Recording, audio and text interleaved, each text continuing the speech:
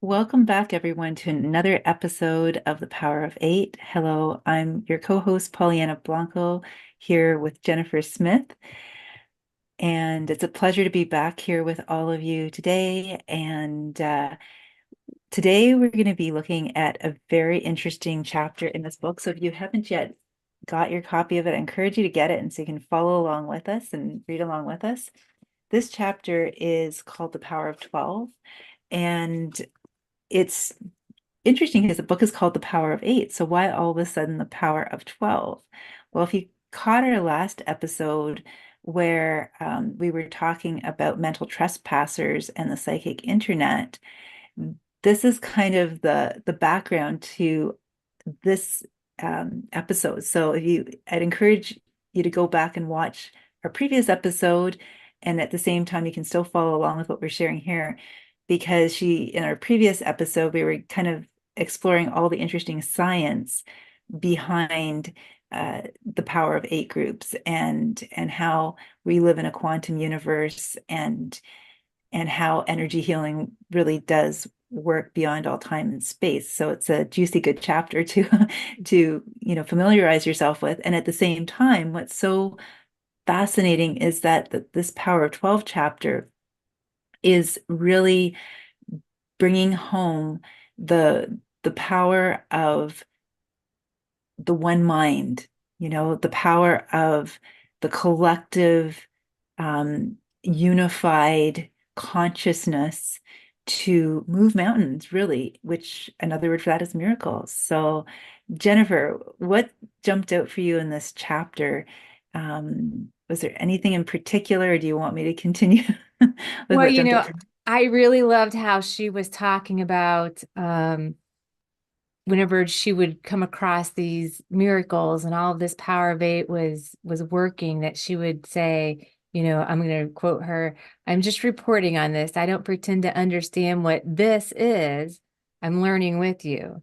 And then she would say, "I'm not a healer. I'm just a journalist." But she got to the point where she would say, "Oh, well, just another miraculous healing, no big deal," because she has seen it over and over again. But her curiosity, you know, she had this curiosity of, we can't be the first ones that have ever done this.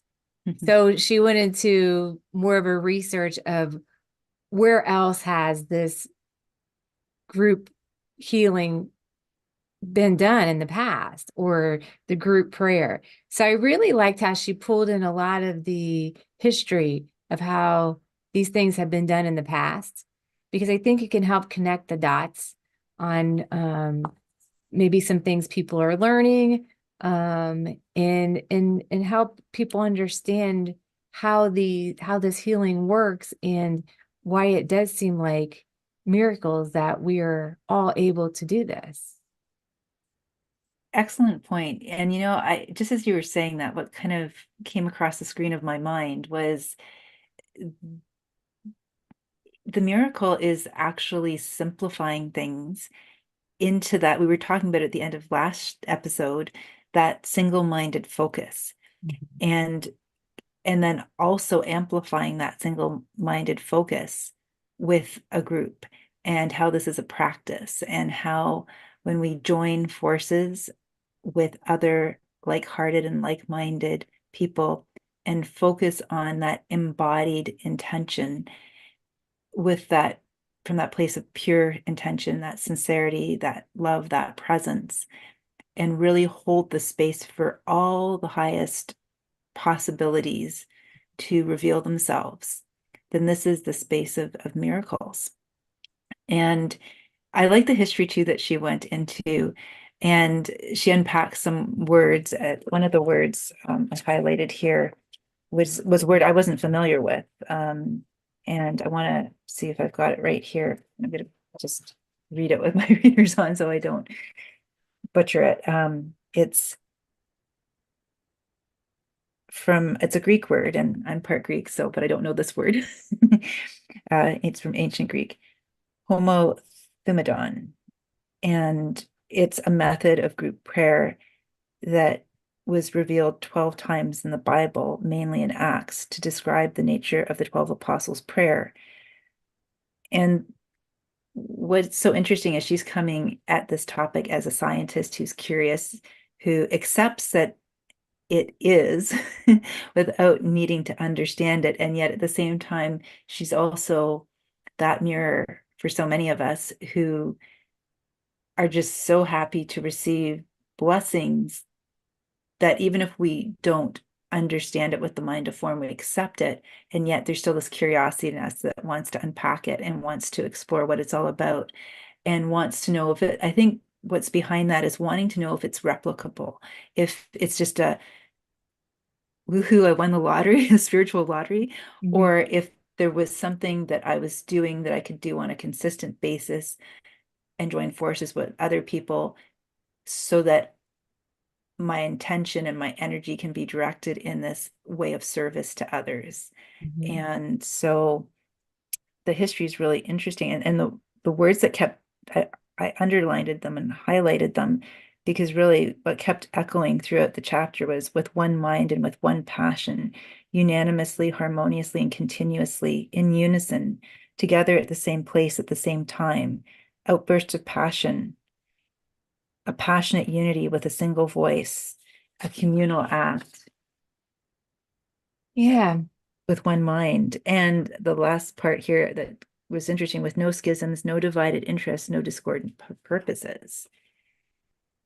So that really, And it's very resonated. powerful on many things that we do in life. Whenever we're working in unison, where we're all, if there's, we call them masterminds, 2 to 12 people together that are focusing on the goodness of one thing. One, you can feel the energy. You can feel the energy when you're with people. You can feel it in your body. It just, when you're connected with a group of people. And then you have what people call God source or infinite intelligence, all of that to help you move these miracles along. So it is really, really powerful when you have a group of people with the same intention together with the same thoughts, where you are in unison with everything to make these things happen. I I the other reason I like the history of it is because I think sometimes we learn so many different things throughout life, and we're trying to figure out what is, people are trying to figure out what is energy healing and how does it relate to what I've learned before. I think this is a great chapter to take a look at. There was you know one paragraph that I have highlighted here, and sometimes people will ask me based on their beliefs, how does this relate to energy healing? So I always have to try to link that up so they can understand it a little bit better. And I just love that she included some of this in there too, because at least it gives you some different ideas if people want to go and study these things that she has in there, so they can better understand energy healing and how really everything kind of relates to the same thing. It's just taught in different ways, but she talked about throughout the ages, small circles of people have held a special significance in many cultures and religions, from pagan Wicca to mystical Christianity. The Arthurian legend of the Round Table and the medieval brotherhood of the Rosicrucians. Did I say that right? Rosicrucians, I think, but Yeah. We're said to have incorporated both practices in those of the ancient Essenes, the early mystic sect reputed to have educated Jesus. So there's a lot of different words, a lot of different things in that packed in that one paragraph. And if people have been trying to study this and they run across these things, that's more things that they can go study, because really everybody, I think the viewpoint is everyone's trying to be good and everybody's sending positive intentions. And so I loved it that she named some of those things. exactly that there are many ways and approaches and inroads, and at the heart of it, at the core heart of it, is that truth that at the end of the day, we're more unified through our common held intentions for the highest good than Mhm. anything else. So it's almost that sort of discernment about not getting lost in the technicalities of things. Mhm. We talked about this a couple of episodes ago too, when we were talking about, whether we're doing Reiki or magnified healing or some other modality, that at the end of the day, it's the presence that is at the heart of the healing. And while the various methodologies and approaches are ways to direct and channel our energy, like for example, with Reiki, there's certain symbols that we use to anchor the healing in. At the end of the day, we don't want to get lost. There's a balance between using the tools and also acknowledging that the presence is penultimate, right? And so that's what you're speaking to there. So I'm glad you brought up that point for everyone. Yeah, she would even talked about some of the Stonehenge, and what are the rocks there for? And some people believe that, and this is my belief too, um, those rocks are important because there is energy stored in those rocks as well from a long time ago. So this is not anything new. This has been around for a long time, energy healing for, all the way back, even Egyptian. They talked about some of the things with water. So it goes back, I don't know, from the beginning of time, I guess. But it's and I just feel like sometimes it's new to people. So there's a lot of history, a lot of ways you can research it.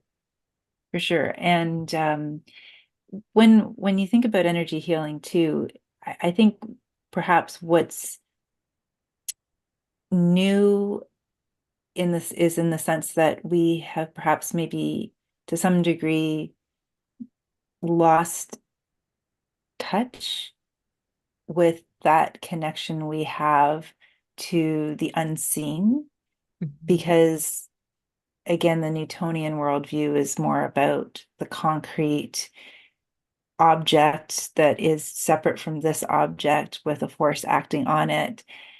And so it kind of, they're different experiences, different dimensions of reality. And when we're in the 3D realm, it's a Newtonian realm. When we move into 4D, 5D, and beyond, we're definitely stepping into the quantum realm, which is non-local, and it's the superposition of quantum physics where you can be outside of time and space, and it's not a linear sequential world. Mhm. It's about awakening to your multidimensional awareness, and there isn't even a past, present, and future. There's just an eternal now. And so it sort of sounds at first maybe even a little contradictory to the logical mind of form that has become more entrenched in a 3D reality. And so it takes a little bit of unwinding and loosening up of some of those strongholds mentally on our perception of what reality is. And it's a very real reality when those perceptions are in place. That is what is most real. As we get curious and we are on our inner spiritual awakening journey and we experience even the benefits of lying on a Reiki table, of going for an energy healing experience, and we get curious about it and we notice we may not be able, coming full circle to what you shared at the beginning about it just is, even if she couldn't understand it, that it is that expanding beyond the conventional ways we've been taught to begin to acknowledge ways of knowing ourself, experiencing reality and our place in the universe, and the essence underneath sort of the waterline of our day-to-day experience that opens us up and also starts to create kind of like an internal rearrangement, like when you're moving furniture in a room and the room starts to look and feel different, and then And then it sometimes feels like a full out renovation, like it's not just redecorating. In the beginning, we're sort of redecorating because we kind of want to keep the room sort of the same. So we've Mhm. got one paradigm, which is more that 3D reality paradigm. And so we're curious about the energy healing because we've received the benefits from it. And we're more into redecorating than renovating the room because that's just a bit uncomfortable. And that's okay because it's a process. So even unwinding our perceptions around what is possible for us is a process. And that's what I've really enjoyed so far, even about this book, is that she shares her own process of unwinding as a scientist, her own skepticism. Mhm. And this is why I think this is such a supportive book for people on their inner awakening journey, because don't we all walk that path for a while until we have enough experiences, enough rememberings, and deepen that trust within ourselves of the process itself, and invite ourselves to know beyond needing to understand. Mhm. It's just this unfolding and this amazing journey that we're all invited on by I our loved how soul. you described that. Like we're rearranging just a little bit, because we're going down this path to try to understand. And I think it's because it's some of this stuff is maybe unknown to us at first and it's a little uncomfortable. That's kind of start with baby steps, learn a little bit, then we experiment a little bit. But yeah, but then as the more you trust yourself, the more you understand that this is who we are. This is the goodness of life. We can all do so many amazing things, heal ourselves, we can manifest. Um, yeah, and then you just keep going and it just keeps going, doesn't it? And it's interesting because another piece too is like it restores our innocence, Yeah. the child of a mind, the childlike wonder. Because I can remember, think about, invite all of anyone who's listening right now to think back to when you were, precognitive under the age of 8, as a child. And I was just sharing this with you, Jennifer, about how I so believed I could fly. I dreamt it, I felt it, it was sensate in my body, and I was so convinced that I was out running on my front lawn, which was actually a cut through street. So during rush hour, it could be quite busy, completely unabashedly, running and leaping into the air and falling flat on my face, only to have passersby driving along the street, probably wondering, what is that child doing? But I knew I could fly. I just knew it in my body. I'd experienced it so many times in my dream state. There was no doubt in my mind. It's only as we get older and we experience experiences that kind of shut us down a little bit, um, that we sometimes are preemptive with some of those deeper inner knowings. I can also remember too, as a child, coming back from getting my wisdom teeth taken out, and I got a bunch taken out at the same time, and they gave me, I think it was Tylenol 3 with codeine, and I just something inside of me just said, I don't really want to take that. And I was lying on the sofa and experiencing the discomfort. And I just felt instinctively and intuitively that I just wanted to lie there and breathe into the pain and ride it out and just connect with my body. Mhm. And I can also remember how no one showed me to do this or taught me to do that. I didn't even know what it was. I didn't even understand it, but I just did it, and I felt better. So that was all that mattered. I started picturing that I was smoothing green gel-like light over the soreness in my mouth. And I was still like, maybe I was 13. I can't remember the exact age. I didn't even know about the color wheel yet in art class and how green and red are complementary colors and neutralize each other. It was only years later when I talked to a friend who had done some chromotherapy, uh, as a healing practitioner in the chromotherapy. What's chromotherapy? And he said, it sounds like you were doing chromotherapy as a child. And I'm like, oh, I didn't know about that. And it literally helped to reduce the pain. And later on, as a teacher, one time there was a student when I was on a trip who had gotten a really bad sunburn, and she was very open. And while we were waiting to take her to the clinic and she was in discomfort and pain, I figured it's non-invasive, it's harmless.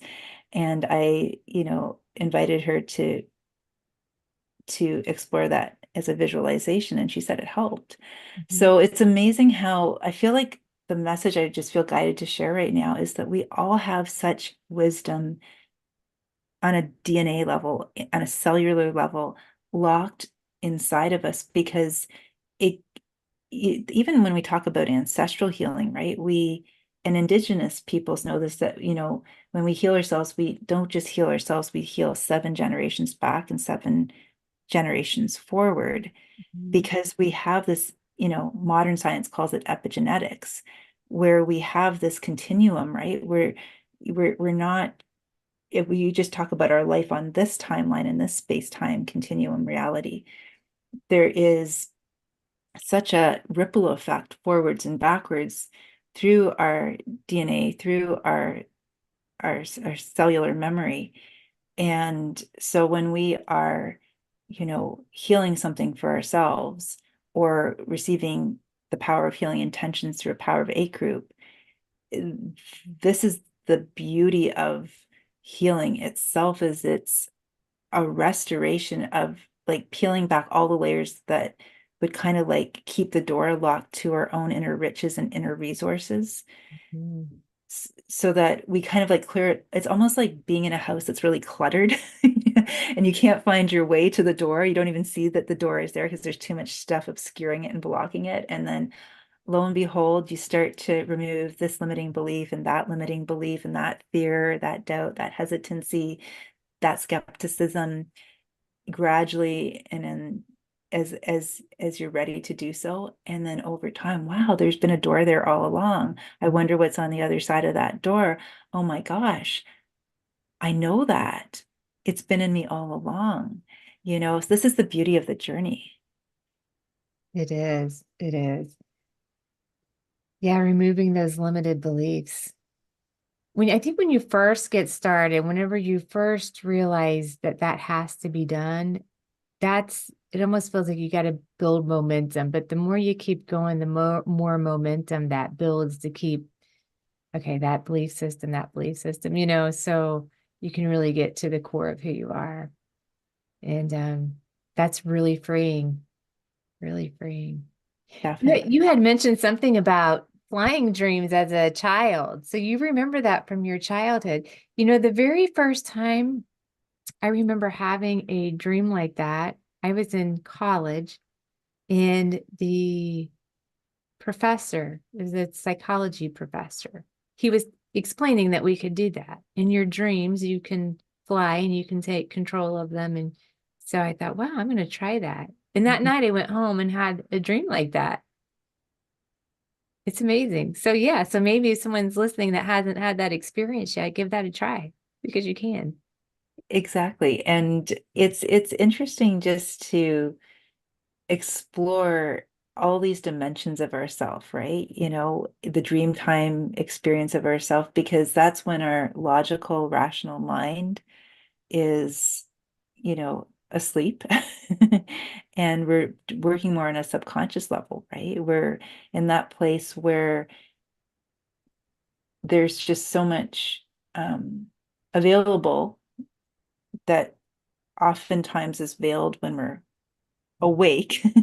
Even the Australian Aborigines, from what I understand, what I've heard or read before, is their sense is that the dream time is more real than the awake time. Mhm. So it's interesting how, talking about flying dreams and and it also, I mean, because I've never really explored astral travel. I know some people talk about that. I personally myself like to stay as much out of the astral zone as possible. It's kind of like a big psychic highway, Yeah. and not all of the invisible energy is desirable energy, because, that's a whole other show. But I do find that, there's so much just waiting to be remembered inside of all of us. And this book really inspires me as I'm reading it to be open And to also notice when I'm reading it too, if there's any quiver of a, oh, I don't know, or I wonder, to notice where that's coming from. Is it coming from my mental body, my emotional body, my physical body? Is there some like tightness happening in my body as I'm reading it? Because that's something that if I pay attention to it and I notice it, also offers me the invitation to get curious and unwind a little bit. Mhm. And it's it's such a fascinating journey that we're on as human beings. It is. Was there anything in this chapter that kind of made you go, but I don't know about that? Or there were just some of the chapter I read. I don't know everything about all of those different religions, but it's interesting to see that everything kind of comes together. I would say that overall it resonated with me. And at the Mhm. same time, if I'm being completely transparent with myself and everyone listening right now, there is probably an aspect of myself. I'm just reflecting right now, checking in since you asked me that deep question, Jennifer. That, and I think this is something that is innate in us as human beings. It's call it, I don't know, we can call it by many names, inner skeptic, or the too good to be true, kind of banner that runs across our mind, or the pop-up that says that didn't work, or, something like that, the inner naysayer, the inner peanut gallery. And well, I know in my heart that this works.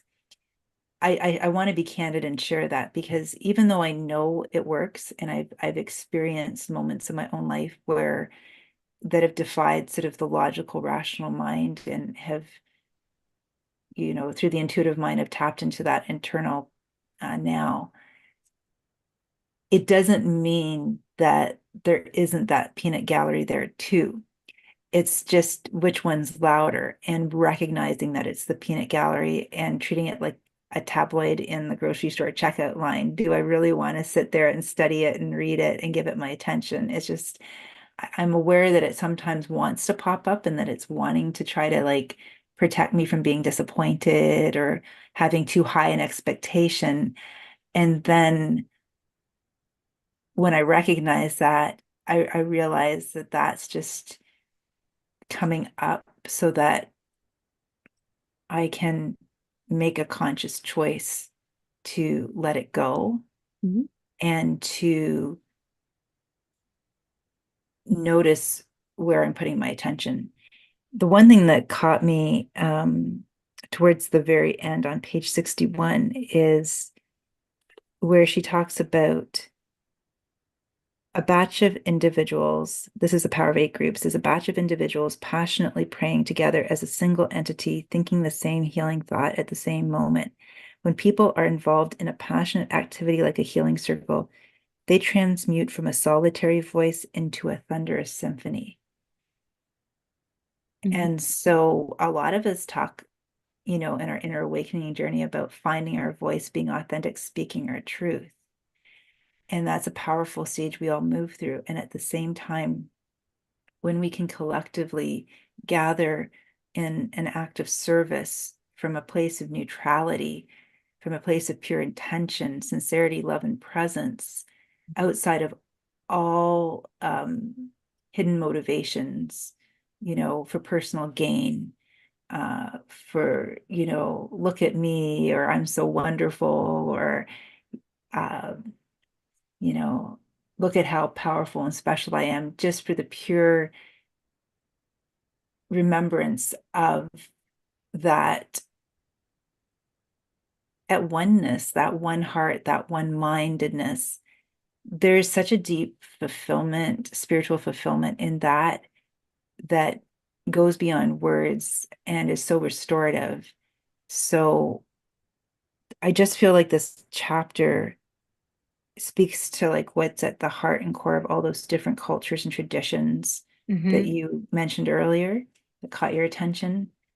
And that when we are open and to these experiences and invite these experiences into our daily practice, into our life experiences, into how we decide what our purpose and service is in the world, then any of those little niggling, flickering, momentary, peanut gallery thoughts that pop up, they don't stand a chance, right? Yeah.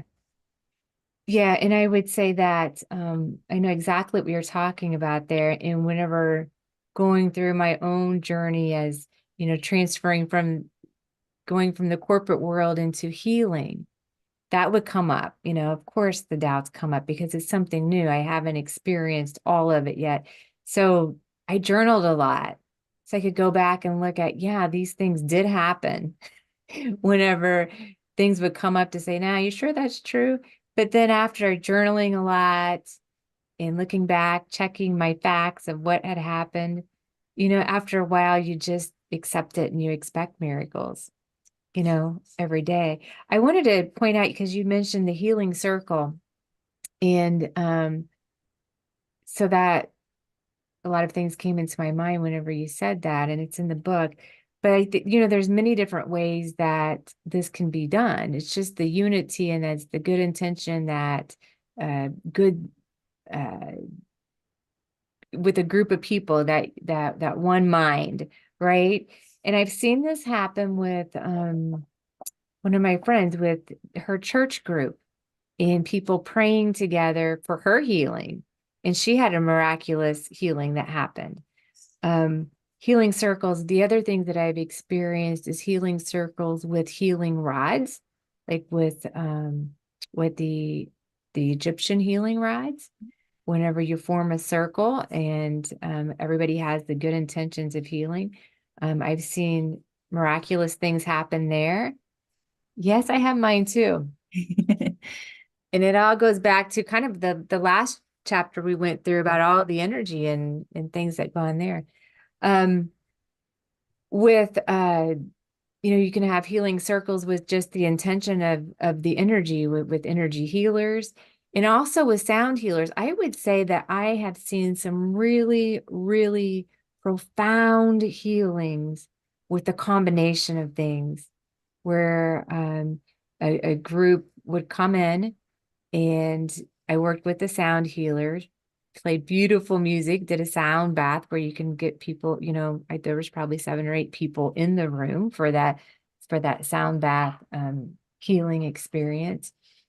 And we did a healing rods with the Egyptian healing rods, a healing circle, just a little bit. And then we did the sound healing, and I did energy healing for each participant in the room during that. And there's just so many miracles that happen with all the sound, the energy, everything in combination. So I always tell people, find a healing modality that you resonate with Yes. Mm-hmm. and go with that, or try a Yeah. couple and see what you really like and just move forward. Yeah, there's so many different paths, and that's a really important reminder, Jennifer, like to trust ourselves, to not to force ourselves to do anything because we think we should do it or it's good for us or someone's told us it works for them, is to really, I think part of this journey is it's really a discovery process Mhm. and it's an honoring yourself process and listening to yourself process. And what resonates for one person might another thing might resonate more for someone else, Mhm. and to honor that and know that whenever there is a place of sincerity, love, and you know and pure intention and presence, all paths lead ultimately to the same unification, the same healing. And what's interesting too, I remember doing, you just reminded me of it. I remember doing group healings with my Reiki teacher. Not, I guess it was, well, it was a while ago. It was a little while ago. She's no longer in the same city as me right now, although she comes back from time to time. And she invited me to participate in the healings. And I remember there would be times where I would place my hands on someone's legs, and then I would ask spirit for help because there were like 20 women in the room. And I had on more than one occasion, I don't know how this worked. I don't, and I'm at the point where I didn't need to know how it worked. I just was happy that it worked and happy that I asked and trusted and spirit answered. And I would have people come up to me afterwards and say, I felt your hands on my legs, and then I looked up and you were on the other side of the room. And I don't know how that was possible. And I said, I asked spirit. And there have even been times where I've been working on a Reiki client or, someone on my healing table. And I've had a similar comment where I would literally call on spirit to, because I felt the need to have energy maybe running, at the feet and also at the head. And I couldn't be comfortably in both places at the same time because of the height of the person. And so I would ask spirit to, you know, support that energy at the feet while I worked on the head or vice versa. And they had this insane feeling that that was happening. So even the power of intention of just and trust is so key when we are, experiencing this. Um, and just to know that it's real, like energy healing is real. Mhm. Just because it may seem invisible to the naked eye, it's as real as the concrete things. And I think that's really important to remember too when we're, opening to energy healing. Yeah. Yeah, and I think too that if people are there and they're ready to receive, that they're going to have a more profound experience. That's a really good point. Hmm. That's a really good point because there's an openness. Yes. There's a readiness. I remember actually the very first Reiki experience I had, it was a friend of mine who had found out about this Reiki master through another friend. And the three of us went to go get a Reiki session. We were all excited. I was in my mid to late 20s. And the first friend who had introduced my other friend to it had her session. I had my session. And then the Reiki master was in her integrity and said to the friend who had invited me, I'm sorry, I won't be able to do a session on you today because you're not open to it. Mhm. Mhm. And because she knew that nothing would come of it. And I had to be careful there because you don't need to believe in Reiki for it to work. Right. What That's you very true. so I don't want to blur the lines there. At the same time, if you're going into any healing experience with kind of like I'm closed off and prove it to me, then you're Mhm. not going to receive the benefits that someone who's open and has a willingness to receive will have.